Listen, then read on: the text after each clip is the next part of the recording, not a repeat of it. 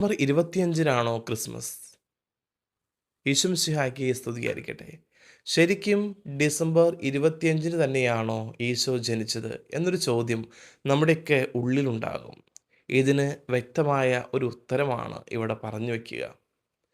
ഈശോ ജനിച്ച വർഷത്തെയും ദിവസത്തെയും കുറിച്ച് വ്യക്തമായ രേഖകൾ നമ്മുടെ ഇടയിലില്ല. എങ്കിലും പൊതുവെ BC 7-നും 2-നും ഇടയിലാണ് ഈശോ ജനിച്ചത് എന്നാണ് ധാരണ. ഡിസംബർ 25 ക്രിസ്മസ് ആഘോഷിക്കാൻ ആരംഭിച്ചതിന് പിന്നിലും വ്യത്യസ്തമായ വിശ്വാസവും ചരിത്രവും പാരമ്പര്യവുമുണ്ട്. ആദിമ ക്രൈസ്തവർ, പ്രത്യേകിച്ച് പൗരസ്ത്യ സഭയിൽ, മറിയത്തിൻ്റെ മംഗളവാർത്ത തിരുനാൾ മാർച്ച് 25-ന് ആഘോഷിച്ചിരുന്നു.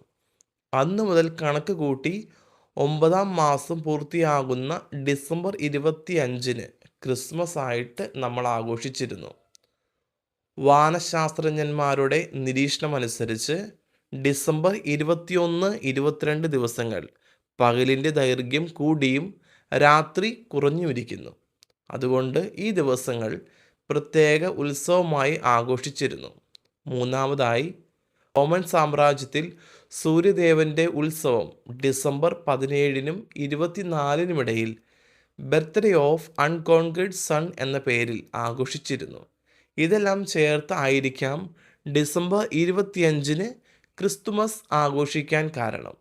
വിശ്വാസവും ചരിത്രവും പാരമ്പര്യവും ഇതിന് പിന്നിലുണ്ട്. എന്നാൽ ഒരു കാര്യം നമ്മൾ ഓർക്കണം. On Christmas we celebrate the birth of Jesus, not the birthday of Jesus. ഈശോയുടെ ജനനമാണ് നമ്മൾ ആഘോഷിക്കുന്നത്, ജനനദിനമല്ല, അല്ലെങ്കിൽ ജന്മദിനമല്ല നമ്മൾ ആഘോഷിക്കുക. ഇത് തമ്മിലുള്ള വ്യത്യാസം അതാണ്.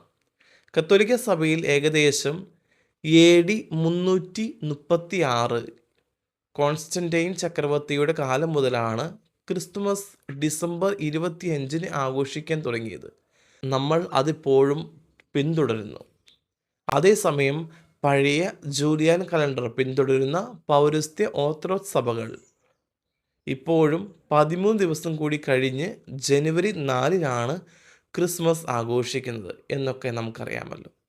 ഇതുകൊണ്ടാണ് ഡിസംബർ 25-ന് ക്രിസ്മസ് ആഘോഷിക്കുവാനുള്ള ചരിത്രവും പാരമ്പര്യവും വിശ്വാസവും ചേർത്ത് വെച്ച് ഒരു ഡേറ്റ് ഡിസംബർ 25-ന് വെച്ചത്.